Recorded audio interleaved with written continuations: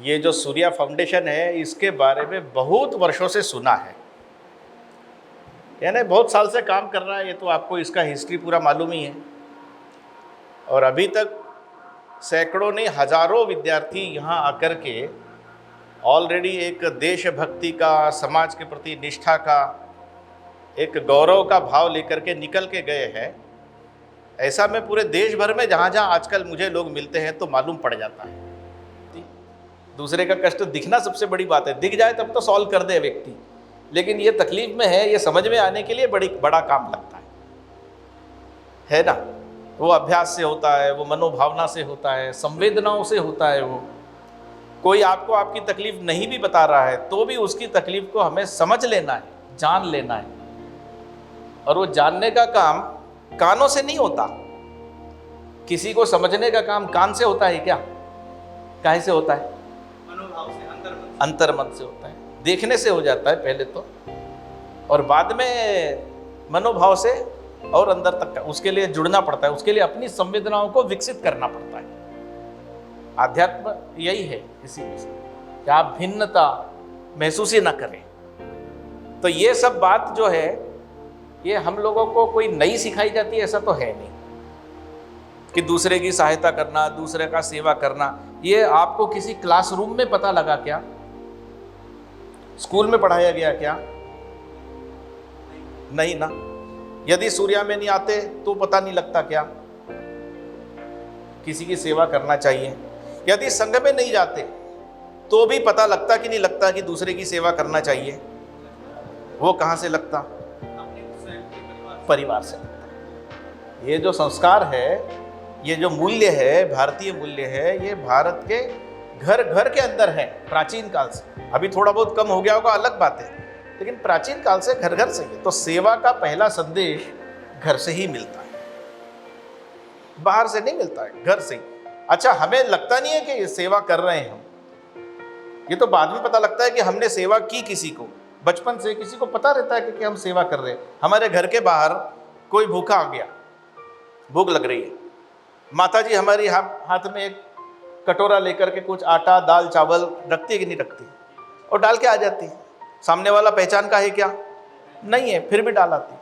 और कई बार ये भी कहती होगी, हम जब छोटे थे तो कि जा बेटा ये दो, उसको सामने आए ना भैया, उनको रोटी खिला के आ जाओ, या उनकी झोली में आटा डाल के आ जाओ। ऐसा किया कि नहीं किया? अब ये सेवा ही थी, लेकिन सेवा का शब्द हम नहीं जानते थे। लेकिन ये हमारा कर्म है, कोई आ गया तो उसकी सहायता करना चाहिए, दे देना चाहिए, वो भगवान का स्वरूप है। यही सब बताया गया हमें बचपन से अपने घरों में से। इसलिए भारतीय परिवारों का ये सौभाग्य है कि हमें ये सब जो नैतिक मूल्य है अपने परिवार में मिलते आए हैं। अभी तक तो थी परंपरा, अभी बदलते परिवेश में सिंगल फैमिली वगैरह वगैरह वो सब आप जानते हो, उसके कारण अभी ये नई पीढ़ी में कितनी हस्तांतरित हो रही है, ये हमारा सोचने का विषय है। जिनको ये लगता है कि ये नीतियाँ, ये नैतिकता, ये परंपराएं अच्छी हैं, ऐसा लगता है ना आपको? सभी में परमात्मा के दर्शन करते हैं, ये बचपन से ही मालूम है, कोई शास्त्र में नहीं पढ़ाया, लेकिन चलते चलते चींटी आ गई सामने तो अम्मा खुद ही रोक देती है, ठहर चींटी को निकल जा। बोलती नहीं बोलती? क्या संबंध है चींटी से? कोई चींटी से संबंध नहीं। अरे किसी को मारना मत। अरे वो बाहर एक कटोरा, गर्मी के दिन आ गए, कटोरे में पानी रख दो। किसके लिए रख दो? पक्षी के लिए रख दो। अरे भाई क्या संबंध हमारा? अरे नहीं, पक्षी को भी जीने का हक है, वो भी भगवान की रचना है। जैसे हमारे अंदर भगवान है वैसे पक्षी के अंदर भी भगवान है, जीव जंतु। ये हमारा भाग्य है। तो जैसे उन्होंने बताया, रामचरितमानस की पहली चौपाई से बात शुरू करवाई, परहित सरिस, ऐसे मुझे एक और चौपाई याद आ गई कि बड़े भाग, बोलिए, बड़े भाग मानुष तन पावा। अब ये बोला है ना गोस्वामी तुलसीदास जी ने रामचरितमानस, बड़े भाग मानुष। अब बड़े भाग से मनुष्य तन मिला है। अब ये भाग्य क्या है? इसमें कौन सा भाग्य? हजारों लाखों करोड़ों लोग मनुष्य के रूप में जन्म रहे ना, तो हमारा भाग्य क्या है? हम मनुष्य नहीं होते, हम हाथी होते। 84 लाख योनियां हैं, वो सब बुरी हैं क्या? ऐसे भी सवाल आ जाएंगे मन में।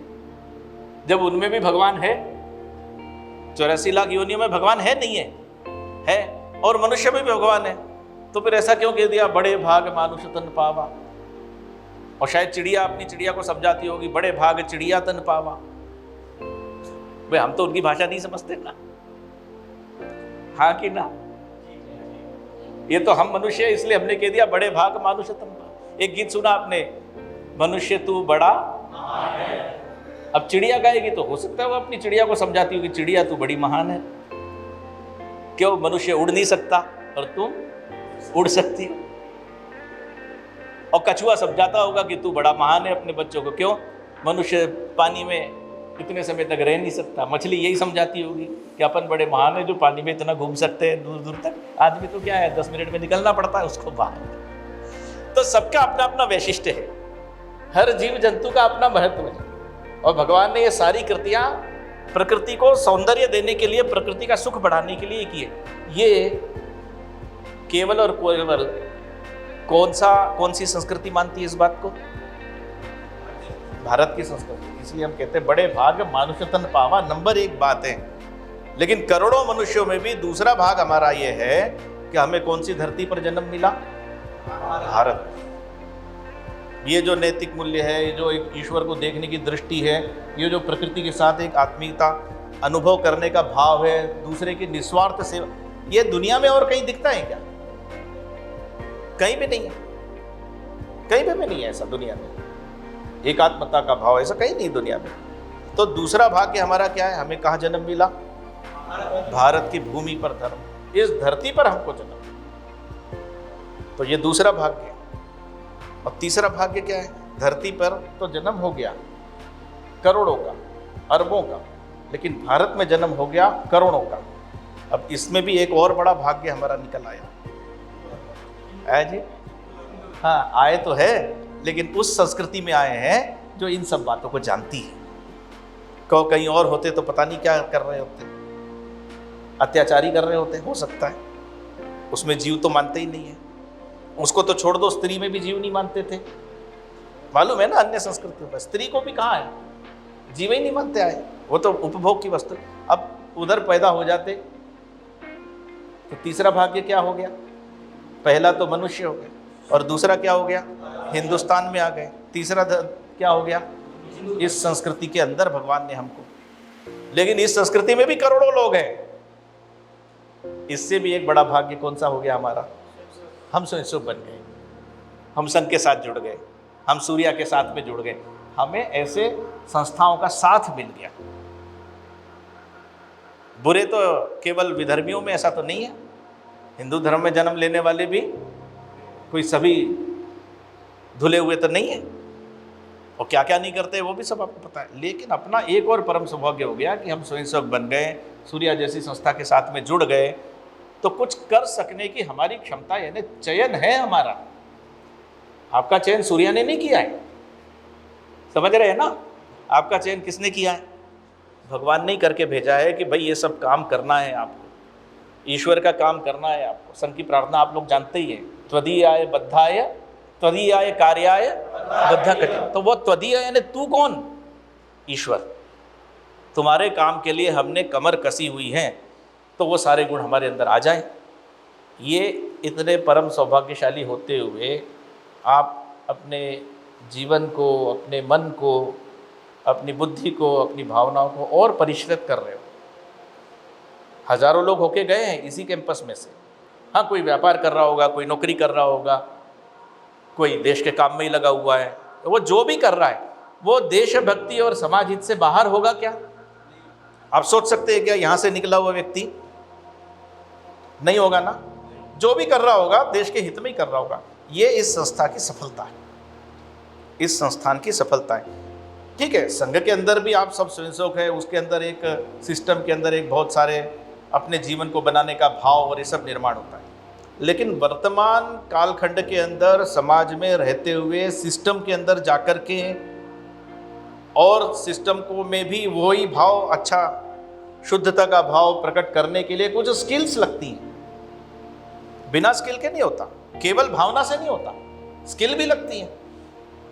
10 लोगों से बात कैसे करना है, 4 लोगों को बात कैसे समझाना है, बड़े से चर्चा कैसे करना है, छोटे से करना है, ये आपके पाठ्यक्रम में है क्या? या मुझे नहीं पता। सारे गुण मैं ही अर्जित कर लूँ, ऐसा तो हमने कभी भी नहीं सोचा। उसके भीतर क्या है उसको याद दिलाना है। और तुम जिस जगह पर बैठे हो वहां रह करके बहुत बड़ा परहित सरिस धर्म नहीं भाई कर सकते हो, तो वो कुछ लोगों को करना पड़ता है ना, वो जगाने का काम कुछ को करना पड़ता है। तो ऐसा आप सब लोग यहाँ पर सभी प्रकार से जो आपके ट्रेनर्स हैं, मुझे तो भरोसा है कि उस प्रकार के सारे विषय, ऐसी सारी स्किल्स, बातचीत करने का तौर तरीका, बड़ों से बात करना, छोटों से बात करना, ये सब बातें जो मुझे पुराने निकल करके गए उन्होंने बताया था कि ऐसे सब बातें हमारे सहज स्वभाव में आ जाती है, हमारे पाठ्यक्रम के अंदर है ना ऐसा। कारपोरेट जगत में कैसे बात करना, यही है ना सब विषय। हाँ, तो how to convey our message, हमारा विचार सामने वाले के पास कैसे पहुंचाना, उसको भी उसकी क्षमताओं को याद दिलाना, उसको उसकी पावर याद दिलाना, उसको उसका कर्तव्य स्मरण करा देना, इसके लिए एक कुछ लोगों का समर्पण लगता है। संघ में जैसा चलता है उसी प्रकार से यहाँ पर भी उसी भाव से, समर्पण के भाव से किया जा रहा है। ये बहुत अच्छा लग रहा है। देखिए सर्विस जो है अंग्रेजी में हम लोग जिसे सेवा कहते हैं ना, उसको जहाँ तक मैंने सुना है अंग्रेज या अंग्रेजी में उसको सर्विस कहते हैं, सर्विस सेक्टर है ना। तो अब सेवा भी कहा जाए तो जैसे कॉन्सेप्ट है उसके लिए सेवा तो बिल्कुल स्पष्ट है, लेकिन सेवा करने वाले लोग तो भारत में बहुत है। एक सरकारी नौकरी में कोई रहता है, वो क्या कहता है, मैं भी सेवा में हूँ, बोलता है कि नहीं बोलता है, सेवा में हूँ बोलता है ना। सरकारी नौकरी में मैं सेवारत हूँ या सेवानिवृत्त हो जाऊंगा तब ये काम करूंगा, मतलब कहाँ से सेवानिवृत्त हो जाऊंगा, सरकारी नौकरी से। सरकारी नौकरी में सर्विस करने वाला भी कहता है मैं सेवा कर रहा हूँ, ठीक है। एक व्यापारी होता है कि नहीं होता है, दुकानदार, वो भी कहता है कि मैं ग्राहक की क्या कर रहा हूँ,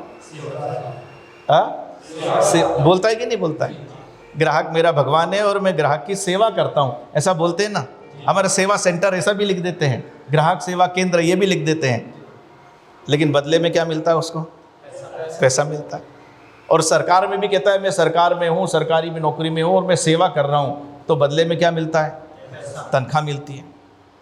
और ये जो है व्यापारी भी ग्राहक की सेवा तो करता है, लेकिन सेवा के बदले में क्या मिलता है, मुनाफा मिलता है, उसको मिलता है ना। लेकिन बोलता है कि मैं सेवा कर रहा हूँ। और एक और प्रकार है, वो कहते हैं साहब एक बार हमें सेवा का मौका दीजिए 5 साल में,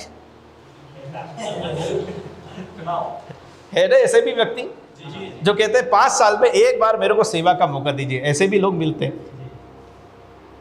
चुनाव लड़ रहे हैं और मैं क्या करूंगा, जनता की सेवा। 5 साल में एक बार सेवा का मौका दीजिए, और आपने नहीं दिया तो सेवा नहीं करेंगे, मौका दिया तो ही सेवा करेंगे।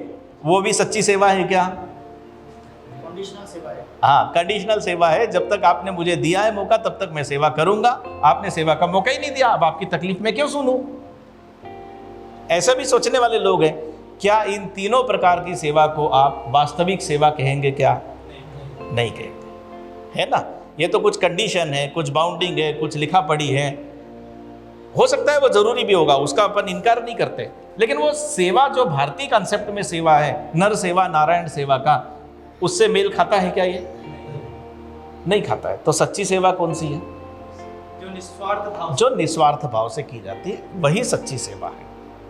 अब सच्ची सेवा का अंग्रेजी में कोई भाषांतर नहीं है, क्योंकि सच्ची सेवा का कॉन्सेप्ट ही वहां पर नहीं है। चैरिटी भी एक बोलते हैं, जैसे दान है। अब दान में भी अंग्रेजी में क्या बोलते हैं उसको, डोनेशन। हाँ, डोनेशन बोल देंगे, या चैरिटी टाइप भी कुछ बोलते हैं, ऐसा भी बोलते हैं, लेकिन उसमें भी कहीं ना कहीं नाम की इच्छा रहती है। लेकिन अपने यहाँ पर दान करो तो ये कहा गया है कि इस हाथ से दान करो तो दूसरे हाथ को भी नहीं पता लगना चाहिए कि तुमने दान दिया है, यानी इतनी निस्वार्थ सेवा बोली गई है। इसलिए सेवा जो है कॉन्सेप्ट इतना छोटा नहीं है कि 5 साल के लिए किया जाए, या ग्राहक की सेवा की जाए, या सरकार में रह करके बदले में तनख्वाह ली जाए। सेवा है पूर्ण रूप से निस्वार्थ भाव से की गई सेवा, वो सेवा कहलाती है, ठीक है ना। और जो निस्वार्थ भाव से सेवा की जाती है उसी को कहा गया है शास्त्रों में सेवा परमो धर्म। सेवा परमो धर्म, निस्वार्थ भाव से की गई सेवा को ही परम धर्म कहा गया है। बाकी सेवा को अपने साथ टैग कोई भी लगा ले, लगाते हैं, अपने अपनी इच्छा के कारण लोग लगाते हैं, लेकिन हमें ये माइंड सेट पक्का रखना चाहिए, निस्वार्थ भाव से की गई सेवा ही ईश्वर की सच्ची सेवा है। और जो सेवा है, ये सेवा हमारे हृदय को विशाल बनाता है। देखिए, मनुष्य ने जन्म लिया है तो सुखी रहना चाहेंगे कि नहीं चाहेंगे? तो सच्चा सुख, पहला सुख काय में है? निरोगी काया में। पहला सुख काय में है? निरोगी काया। तो आप व्यायाम करते हैं, दौड़ लगाते हैं, स्विमिंग करते हैं, एक्सरसाइज करते हैं, स्वस्थ रहने के लिए सब कुछ करते हैं, उससे आपको किसका सुख मिलता है? शरीर का। लेकिन शरीर पर्याप्त नहीं है, बुद्धि भी है। तो बुद्धि को सुख और आनंद काय से मिलता है? ज्ञान से मिलता है, पढ़ने से मिलता है, जानकारी हासिल कर लेने से बोलता है, लोगों के सामने बोलने की कला मिल जाए तो उससे मिल जाता है, आपने कोई कविता बना डाली उससे आनंद होता है। यही है ना बुद्धि का सुख। ये दोनों से शरीर को और बुद्धि को सुख मिलता है। लेकिन ये दोनों चीज़ें जब बहुत अच्छी आ जाती है तो तीसरी चीज़ अंदर आ जाती है जो मनुष्य को गिरा जाती है, वो माया है या वो अहंकार है। तो शरीर के सुंदर शरीर का, स्वस्थ शरीर का भी अहंकार होता है और बुद्धि का भी अहंकार होता है, विद्वता का भी अहंकार होता है। तो ये मनुष्य जीवन को भटकाता है। और मन का सुख कैसे है? मन को संतोष कैसे होता है? तो शास्त्रों में यह कहा गया है, मन को संतोष सेवा से होता है, निस्वार्थ सेवा से। क्योंकि सेवा करने जब व्यक्ति जाता है तो संकुचित हृदय से जा सकता है क्या? छोटे दिल से जा सकता है क्या? छोटे दिमाग से जा सकता है क्या? सेवा करना है तो दिल भी बड़ा करना पड़ता है, दिमाग भी बड़ा करना। यानी हृदय की विशालता जो है ना, वो सिर्फ और सिर्फ बुद्धि और शरीर से नहीं आती। हृदय की विशालता कैसे आती है? निस्वार्थ सेवा करने से आती है। जब ये बुद्धि की और ये हृदय की विशालता होती है तो पक्षी में, सांप में, चींटी में, चूहे में, हाथी में, कुत्ते में हम किसको देखते हैं? ईश्वर को देखते हैं। वो हृदय की विशालता से होता है, बुद्धि से समझने से नहीं होता है। बुद्धि की कहानियां कितनी भी सुन ली, यदि हृदय विशाल नहीं है तो बाजू में यदि दरिद्र बैठा हुआ है, रोगी बैठा हुआ है रेलवे स्टेशन पर, तो 4 बिलास दूर बैठने की कोशिश करते हैं बुद्धिमान लोग भी, देखा होगा। लेकिन हृदय की विशालता है तो उसके कंधे पर हाथ रख के दवाई देने की कोशिश करते हैं। ऐसा ही है ना। संत नामदेव जी का ये ना उदाहरण, गंगा जी उठाई हरिद्वार से और रामेश्वरम जा रहे थे पिलाने के लिए, मतलब चढ़ाने के लिए। आधे से ज़्यादा दूरी पार कर ली, बढ़िया जा रहे हैं, और एक प्यासा गधा मिल गया, मर रहा है, इसको आज पानी नहीं पिलाए तो मर जाएगा। और आधी से ज़्यादा दूरी पार कर लिए, गंगा जी लेकर के चला गया हूँ मैं वहाँ तक, क्या करना चाहिए? गंगा जी उठा कर लाए हैं 1000 किलो 2000 किलोमीटर तक। अब 1000 किलोमीटर चलने पर रामेश्वरम पर चढ़ जाएगा, जीवन कृतार्थ हो जाएगा। लेकिन यहाँ मर रहा है गधा, इसका क्या किया जाए? क्या किया संत नामदेव ने? उसको पानी पिला दिया। यही मेरा भगवान है, भगवान ने इसी को भेजा है। मैं चल पाऊँ नहीं चल पाऊँ वहाँ तक, लेकिन इसी के रूप में भगवान यहाँ पर आ। ये क्या है? सामान्य मनुष्य के लिए वो गधा है, और विशाल हृदय वाले के लिए भगवान है। उसी रूप में वो आ गया कि भैया तेरा तुझको अर्पण क्या लागे, मेरा तो खुद ही आ गया, इस रूप में आ गया। अब ये बुद्धि की चीज है, लेकिन जब तक कहाँ नहीं बैठी? मन में, दिल में जब तक नहीं बैठी है, हृदय की विशालता नहीं है, तब तक वो गधे को मरता हुआ छोड़ करके कि मैं तो 2000 किलोमीटर आ गया, 1000 और जा करके भोलेनाथ को खुश कर दूंगा। भोलेनाथ खुश होते हैं क्या? नहीं होते। बोले मैं तो खुद 1000 किलोमीटर चल करके आ गया था, उसके रूप में मेरा अंश आ गया था। ये हृदय की विशालता से आता है। इसलिए सेवा से मन शुद्ध होता है, सेवा से हृदय विशाल होता है। जिसका हृदय विशाल है, मन शुद्ध है, वो बड़े बड़े काम करता है। तो ये सामान्य जन में, प्रचलन में, समाज में प्रचलन है कि 25th, 50th, 75th and 100th शताब्दी मनाना है। लेकिन संघ में ऐसा कोई कॉन्सेप्ट नहीं है। काम करते जाना है। 100वां साल आ रहा है इसलिए काम करना है, ऐसा सोचते तो 90वें साल में काम करते क्या? वो नहीं करते। किसने सोचा था कितने साल तक काम करना है? काम पूरा करना ये पक्का है। इसलिए 100वें साल में क्या करेंगे, ये संघ ने कुछ नहीं सोचा ना। संघ यानी कौन है? सब स्वयंसेवक मिलकर के संघ है। स्वयंसेवक ने अपने मन में जो सोच लिया वो पूरा होता है। इसलिए संघ ने ऐसा कोई टारगेट नहीं दिया। लेकिन प्रतिवर्ष जो हमें आगे बढ़ना है, 100वें में होगा कि अगले साल होगा या 125वें में होगा, वो स्वयंसेवक ने करने की शक्ति पर निर्भर करता है। तो सेवा विभाग ने क्या सोचा है? सेवा विभाग ने सोचा है अपने समाज का जो वंचित, अभावग्रस्त, उपेक्षित और पीड़ित अंग है, अपने संपूर्ण समाज का अभिन्न अंग है, ये पूरा जो शरीर है इसका एक अभिन्न अंग है, वंचित, अभावग्रस्त, उपेक्षित और पीड़ित, जिसकी तरफ कोई ध्यान ही नहीं देता है, सदियों से बेचारा पीड़ित है, पढ़ने का किसी को कोई एनवायरनमेंट कभी मिला नहीं, कैंपस में नहीं मिला, कॉलोनी में नहीं मिला, गांव में नहीं मिला, मोहल्ले में नहीं मिला, दुत्कारा गया। आज भी 75 साल आज़ादी के हो गए, ऐसा समाज रह रहा है कि नहीं देश में, जिसको बेसिक नीड्स, शिक्षा है, स्वास्थ्य है, सम्मान है, अभी भी उससे वंचित है, बेरोजगारी है, छोटा मोटा काम भी नहीं मिल पा रहा है, उससे अभी भी वंचित है। ये सब कष्ट से दूर करना है उसको, क्योंकि संघ का एक लक्ष्य है, अंतिम पंक्ति में है, देश को कहाँ ले जाना है? परम। तो शहरों के कुछ लोग परम वैभव पर पहुंच जाए और शहरों की पड़ोस की एक वंचित बस्ती, सेवा बस्ती में से कुछ लोग दरिद्र के दरिद्र बने रह जाए, तो क्या भारत परम वैभव पर जाएगा? क्या नहीं जाएगा। सभी को मिलकर के सबका विकास होना चाहिए, सब आगे बढ़ना चाहिए, सबको समान अवसर मिलने चाहिए। इसलिए आपने जो पीछा लक्ष्य क्या है वो 100वें साल का नहीं है, कंटिन्यू लक्ष्य रहता है संघ का। एक ही लक्ष्य है, परम वैभव पर ले जाना। कब ले जाना है वो स्वयं को। तो सभी पूरे भारत में जितनी सेवा बस्तियां हैं, उन सब सेवा बस्तियों में सेवा के माध्यम से शिक्षा, स्वास्थ्य, स्वावलंबन, रोजगार के माध्यम से सबको बराबरी के दर्जे पर ऊपर, शैक्षणिक, स्वास्थ्य और मानसिक और सम्मान की दृष्टि से ऊपर लेकर के आना चाहिए। सबकी सहभागिता भारत के निर्माण में होनी चाहिए। अभी ऐसा नहीं होना चाहिए कि कुछ लोग हमेशा देने वाले रहेंगे और कुछ लोग हमेशा हाथ फैला करके लेने वाले रहेंगे। ये किसी सभ्य समाज की निशानी नहीं है। आज लेने वाले की जरूरत है तो देने वाला देगा, लेकिन हमारी सेवा की दिशा ऐसी है कि ये लेते लेते, सीखते सीखते इतना सबल हो जाएगा कि कल से ये भी क्या बन जाएगा?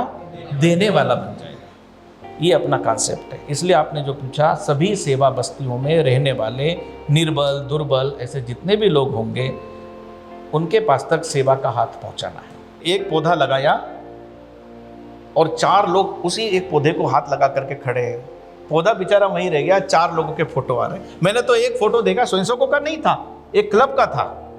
अस्पताल के अंदर एक रोगी को एक केला दे रहे हैं, आपने भी वो फोटो देखा होगा, मैंने भी देखा सोशल मीडिया है। कितना चला? संघ स्वयंसेवकों का नहीं था, पब्लिक का था।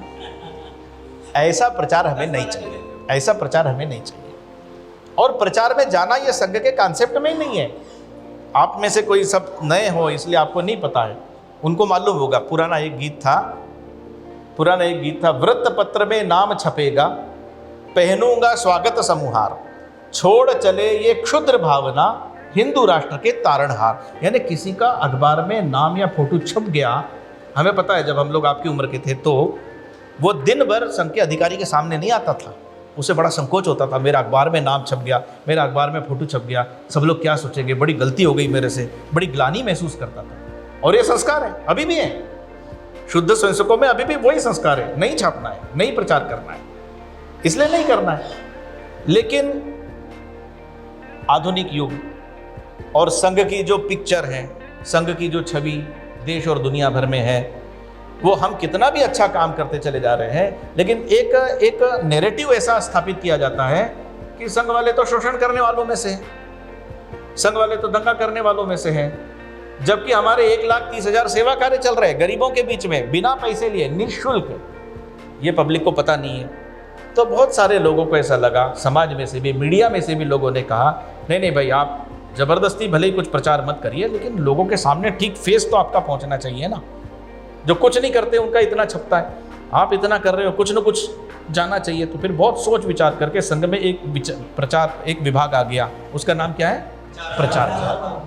तो प्रचार विभाग का मतलब व्यक्ति का प्रचार नहीं है, उसमें कार्य का प्रचार है, वो भी सीमित दायरे के अंदर। ऐसे कार्य का प्रचार जिससे अन्यों को भी प्रेरणा मिले, केवल उतने ही कार्य का प्रचार आजकल सोशल मीडिया में कभी कभी किसी स्थान पर देना पड़ता है।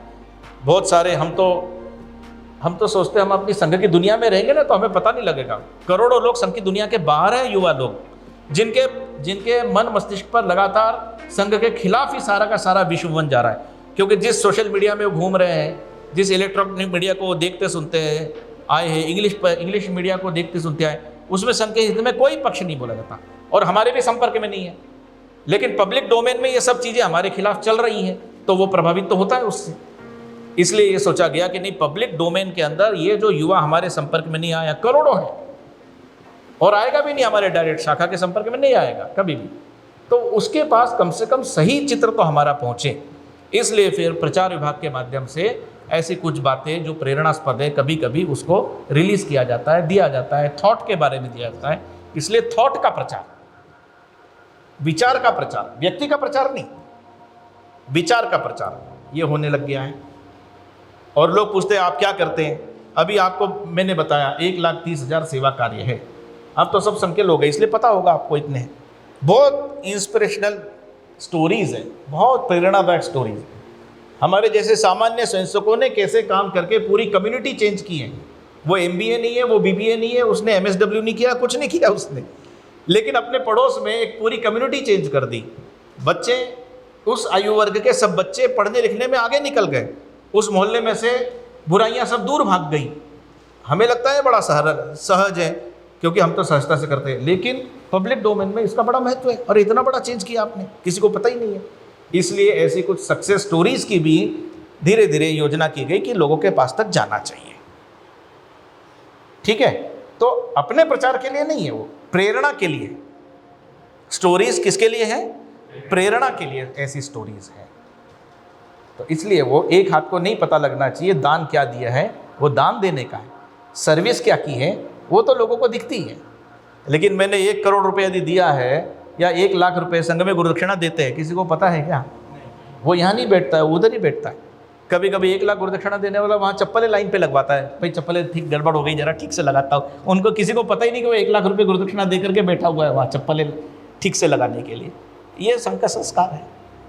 ऐसा सेवा गाथा नाम का अपना संघ का एक सेवा विभाग का वेबसाइट है, उसमें ऐसी सब सक्सेस स्टोरीज है। सामान्य स्वयंसेवकों ने एकदम सामान्य अपने अड़ोस पड़ोस में कैसे बदलाव कर दिया, उसकी 80-90 स्टोरीज है। पूरी दुनिया में जा रही है वो स्टोरी। उसके कारण से संघ के बारे में, संघ के इतने सुंदर विचार के बारे में लोगों की जानने की जिज्ञासाएं बढ़ी है। ज्वाइन RSS की संख्या बढ़ गई कि हमें भी साहब इतना अच्छा काम कर रहे तो जोड़िए, हम भी कुछ सेवा करना चाहते हैं, चलो हमें बताओ कहाँ करना है। देश में सेवा करने की मानसिकता रखने वाले लोग बहुत हैं, लेकिन किसकी सेवा करें और किसके साथ करें, क्योंकि धोखा देने वाले लोग भी बहुत हैं। संघ का एक प्लेटफॉर्म ऐसा है जो भरोसेमंद उनको लगता है। इसलिए सेवा गाथा स्टोरीज वो जितनी हम लोग शेयर करते हैं उतना लोगों को पता लगता है। ऐसा थोड़ा बहुत विचार का प्रचार करने के लिए रखा है। जो लोग वहाँ विदेशों में रहते हैं, संघ की विचारधारा से ओतप्रोत हैं, उन लोगों ने मिलकर के उधर सेवा इंटरनेशनल USA, सेवा इंटरनेशनल और UK ऐसे बनाए हुए उन्होंने वहाँ काम करने के लिए, क्योंकि RSS के नाम से तो वहाँ काम हो ही नहीं सकता, करते भी नहीं और ज़रूरत भी नहीं है। RSS केवल हिंदुस्तान में काम करेगा बस। राष्ट्रीय स्वयंसेवक संघ केवल भारत के अंदर काम करता है, क्योंकि राष्ट्रीय है, और राष्ट्र हमारा कौन सा है? हिंदुस्तान है, भारत है, उसमें काम करना है, ये पक्का है। लेकिन ये जो थॉट है, ये जो विचार है मनुष्यता को बचाने का, नैतिकता का, ये केवल भारत में रहना चाहिए, दुनिया में जाना चाहिए, दुनिया में जाना चाहिए। पहले भी हमने कहा है कृणवंतो विश्वमार्यम, तो किसी को जीतेंगे नहीं, लेकिन अच्छा विचार तो जा सकता है, सब जगह स्प्रेड हो सकता है। तो हमने कोई व्यवस्था नहीं की है, लेकिन उधर जो लोग रहते हैं, यहाँ से गए होंगे, आप में से कोई गए होंगे, उनको लगा ये अच्छा जो मनुष्यता का पाठ है ये तो यहाँ पर भी आना चाहिए, इसलिए यहाँ पर भी कुछ लोगों ने मिलना चाहिए, लोगों की सेवा करनी चाहिए। तो उन्होंने ऐसा वहाँ पर एक संगठन बनाया। यहाँ पर जैसे सेवा भारती है, ऐसे उन्होंने वहाँ सेवा इंटरनेशनल बनाया। वो वहाँ के लोगों की भी सेवा करते हैं, ऐसा नहीं है कि वहाँ होते हुए हिंदुस्तान के लोगों की सेवा करते हैं। अभी इंग्लैंड में अन्य अन्य स्थानों पर जहाँ पर बाढ़ आ गई, और वहाँ पर भी वहाँ का स्वयंसेवकों ने सेवा इंटरनेशनल के माध्यम से वहाँ पर काम किया। हाँ, कुछ लोग सेवा इंटरनेशनल एक यहाँ पर भी बनाया है, जो चाहते हैं कि हम यहाँ पर भी कुछ आकर के सेवा करें, वहाँ से जो कुछ हम करते हैं तो वो फिर यहाँ के सेवा इंटरनेशनल के साथ काम करते हैं। लेकिन कुल मिलाकर के करना मनुष्यता की सेवा है। वंचित, अभावग्रस्त, उपेक्षित और पीड़ित, 4 प्रकार का जो है उनकी सेवा करना है। नाम कुछ भी, कोई आपदा कहकर तो आती नहीं है, कहाँ आएगी, कैसे आएगी। तो आपदा में साधन जितने काम करते हैं उससे ज़्यादा मनुष्य का मन काम करता है। इसलिए संघ का काम सिर्फ व्यक्ति निर्माण करने का है। व्यक्ति यदि निर्माण कर हो गया तो वो साधन भी जुटा लेता है ना। लेकिन अब जिस तरह की आपदाएं हैं उसमें केवल व्यक्ति का मन तो अच्छा है, लेकिन साधन नहीं है। उसकी एक स्पेशल स्किल लगती है, ट्रेनिंग लगती है। आग लग गई तो कैसे बुझाना, वहाँ कहीं संचलन करते हुए तो नहीं बुझा सकते उसको, उसके लिए तो कोई स्किल चाहिए, कोई साधन चाहिए। कोई ऊपर फंस गया है, उसको निकाल करके लाना है, तो दंड प्रहार से तो नहीं निकलेगा, उसके लिए तो रस्सी कैसी गांठ लगाना, क्या करना, ये सब बातें भी आती हैं। इसलिए अब ये अपने पाठ्यक्रम में आ गया है धीरे धीरे। पहला पाठ्यक्रम तो ये है कि मनुष्य का मन बनना चाहिए कि मेरे को किसी की सहायता करना है तो अपने आप को झोंक देना है। झोंकने का मन नहीं है तो साधन रखे रह जाते हैं, पूरा होने के बाद पहुंचते हैं घंटी बजाते हुए फायर ब्रिगेड। ये भी होता है कई बार, सब काम होने के बाद पहुंच जाती है दुर्भाग्य से। लेकिन मन बनाना ये सबसे मुख्य बात है। परंतु अब ये डिज़ास्टर इतना जो आ रहा है सभी जगह पर, तो उसके लिए ट्रेनिंग के प्रोग्राम पाठ्यक्रम के अंदर, संघ के शिक्षा वर्ग के पाठ्यक्रम के अंदर भी आ गए हैं। कम से कम किसी को बांध करके निकालना है तो कैसी गांठ लगाना है, अचानक किसी को धक्का लग गया है तो कैसे उसको श्वास देना है ना, कोई चोट लग गई है तो स्ट्रेचर कैसे बनाना है, ये सब चीज़ें भी जो एक आपदा में लगती है वो धीरे धीरे सिखाई जा रही है। इनको कहते हैं स्किल्स। ये स्किल्स से होने से आपके काम करने की गति दुगनी हो जाती है और हड़बड़ाहट नहीं होती है। तुरंत कार्य का विभाजन तो संस्थापक लोग जानते ही हैं, कार्य विभाजन कर लिया, लेकिन स्किल एक लगती है। स्ट्रेचर, चादर पड़ी हुई है, स्ट्रेचर 2-4 डंडे पड़े हुए हैं, स्ट्रेचर कैसे बनाना है। अभी सामने वाले को कंधे में लाद के तो नहीं ले जा सकते, स्ट्रेचर पे। ऐसे कुछ चीज़ों के लिए पाठ्यक्रम बना है, काम भी चल रहा है। उसके लिए कोई संस्था बनाने की आवश्यकता नहीं है। पूरे देश भर में जो हमारी सेवा संस्थाएं हैं अपनी, वो उन सब कामों को करती हैं।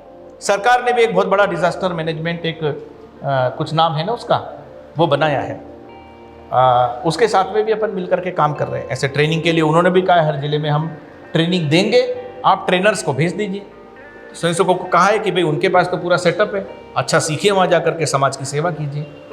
इसलिए कोई अलग संस्था नहीं बनाई है जो उत्कल विपन्न सहायता है। अभी जब मान लो बाढ़ नहीं है तो क्या करेंगे, बाढ़ नहीं है तो जनरल पब्लिक की सेवा करते रहेंगे, नर सेवा नारायण सेवा, वंचित अभावग्रस्त को पढ़ाते रहेंगे।